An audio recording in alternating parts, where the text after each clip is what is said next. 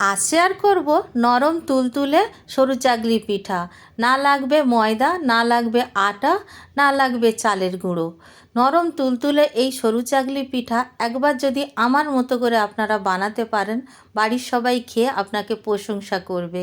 যেমন পাতলা হয় আর তেমন বানানো সহজ। নমস্কার বন্ধুরা, আমি আলপনা সিম্পলের টেস্টিতে আপনাদের সবাইকে স্বাগত। আমার চ্যানেলে নতুন বন্ধু হলে আমার চ্যানেলটিকে সাবস্ক্রাইব করে পাশে থাকার অনুরোধ রইল। অলরেডি যে বন্ধুরা আমার পাশে আছেন তাদেরকে জানাই অসংখ্য ধন্যবাদ।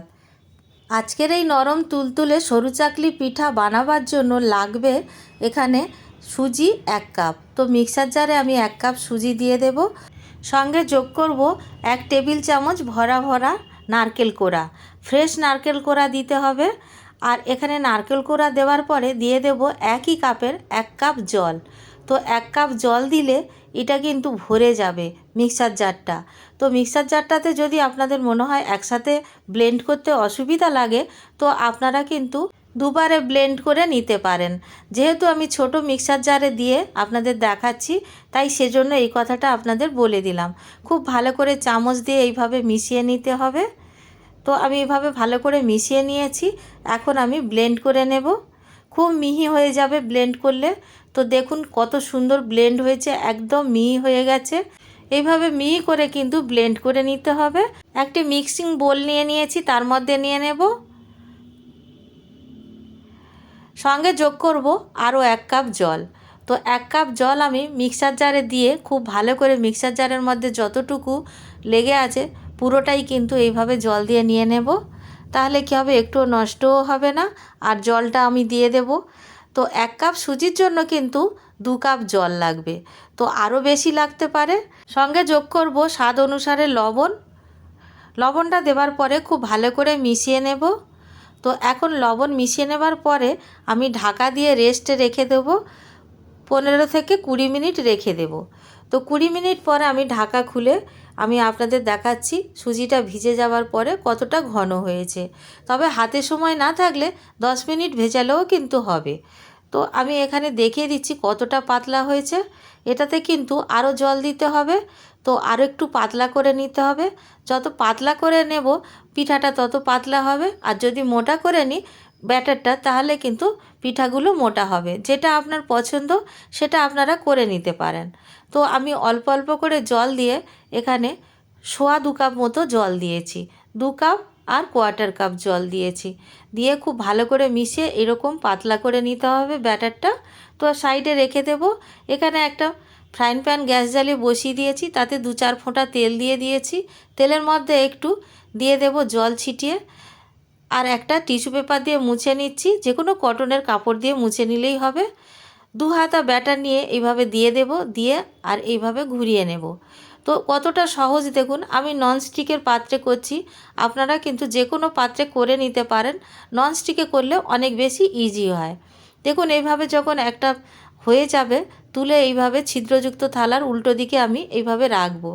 এদিকে আমি ফ্রাইং প্যানে আরও একটা বানাতে দিয়ে দেব।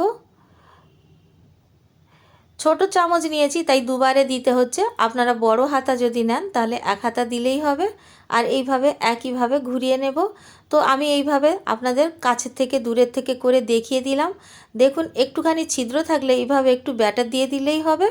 তো আমি যে আগের থেকে পিঠাটা বানিয়ে রেখেছিলাম ছিদ্রযুক্ত থালার উপরে বা উল্টো দিকে, দেখুন এইভাবে নিয়ে নিতে হবে। নিয়ে ভাঁজ করে নিতে হবে বা ফোল্ড করে নিতে হবে। দেখুন এইভাবে খুব সহজভাবে ফোল্ড করে নেওয়া যাবে। যতক্ষণ অন্য পিঠাটা হবে ততক্ষণে কিন্তু ঠান্ডা হয়ে যাবে। খুব তাড়াতাড়ি পিঠা তৈরিও হয়ে যায় আর ঠান্ডাও হয়ে যায়। যেহেতু এখন শীতকাল, সেজন্য খুব তাড়াতাড়ি ঠান্ডা হয়ে যাবে। প্রত্যেকটা পিঠা তুলে তুলে এইভাবে রেখে দিতে হবে। দেখুন আমি এইভাবে রেখে দিচ্ছি। যতক্ষণে এই পিঠাটা ঠান্ডা হবে ততক্ষণে আর একটা পিঠা রেডি হয়ে যাবে। খুব তাড়াতাড়ি পিঠাগুলো করে নেওয়া যাবে আর খুব সহজ। দেখে নিশ্চয়ই আপনারা বুঝতে পারছেন কতটা সহজ। আর দারুণ খেতে লাগে, খুবই পাতলা হয়, মুখে দিলে যেন মিলিয়ে যাবে এমনটা লাগে খেতে। আপনারা একবার বানিয়ে খেয়ে দেখবেন আর এই পদ্ধতিতে বানাবেন, দেখবেন সরু চাকলি পিঠাগুলো কতটা ভালো হচ্ছে। দেখুন এইভাবে ভাঁজ করে নেব। প্রত্যেকটা পিঠা আমি এইভাবে ভাঁজ করে প্লেটের মধ্যে রেখে দিচ্ছি। এইভাবে আমি প্রত্যেকটা পিঠা বানিয়ে নেব।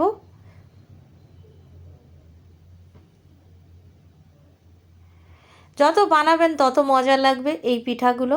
খেতে শুরু করলে আর থামতে ইচ্ছা হবে না, এতটাই খেতে ভালো লাগে।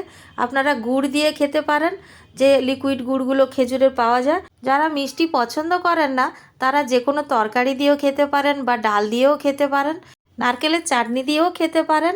বন্ধুরা, ভিডিওটি যদি ভালো লাগে একটা লাইক করে দেবেন। আমার চ্যানেলে নতুন বন্ধু হলে প্লিজ একটা সাবস্ক্রাইব করে দেবেন। দেখুন, আমি এইভাবে আপনাদের সাথে কথা বলতে বলতে অনেকগুলো পিঠা বানিয়ে ফেলেছি। কতটা নরম হয়েছে আপনারা দেখুন, আপনাদের দেখিয়ে দিচ্ছি যে কতটা নরম হয়েছে। 1 কাপ সুজিতে কিন্তু অনেকগুলো পিঠা হবে, তো সেইভাবে আপনারা নিয়ে নেবেন। এখানে 8 থেকে 10টা পিঠা রেডি হতে পারে, তো আপনারা সেইভাবে কিন্তু মেপে নেবেন, বাড়িতে কজন সদস্য আছে সেইভাবে। তো পিঠা কিন্তু এগুলো বাসি খেতেও বেশ ভালো লাগে। আর কতটা নরম হয়েছে দেখুন, আপনাদের আমি বারবার করে দেখিয়ে দিচ্ছি। এই রকম কিন্তু সরু চাকলি বড় একটা হয় না, আপনারা নিশ্চয়ই জানেন। এই সরু চাকলিগুলো বাচ্চাদের টিফিনেও দিতে পারবেন, বা অফিসে যখন যাবেন তখন কিন্তু নিয়ে যেতে পারবেন। রাতে যদি আপনাদের রুটি খেতে না ইচ্ছে করে, এই রকম সরু চাকলি পিঠা বানিয়ে তরকারি দিয়েও কিন্তু খেয়ে নিতে পারবেন। আর কতটা পাতলা হয়েছে নিশ্চয়ই দেখে বুঝতে পাচ্ছেন। রোজ বানিয়ে খেতে ইচ্ছা হবে এরকম পিঠা যদি একবার বানাতে পারেন।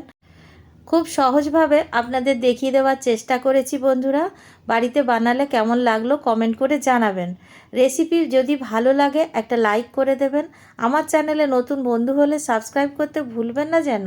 আজকের এই পর্যন্ত, দেখা হবে পরের ভিডিও নতুন কোনো রেসিপির সঙ্গে। সুস্থ থাকবেন, ধন্যবাদ, নমস্কার।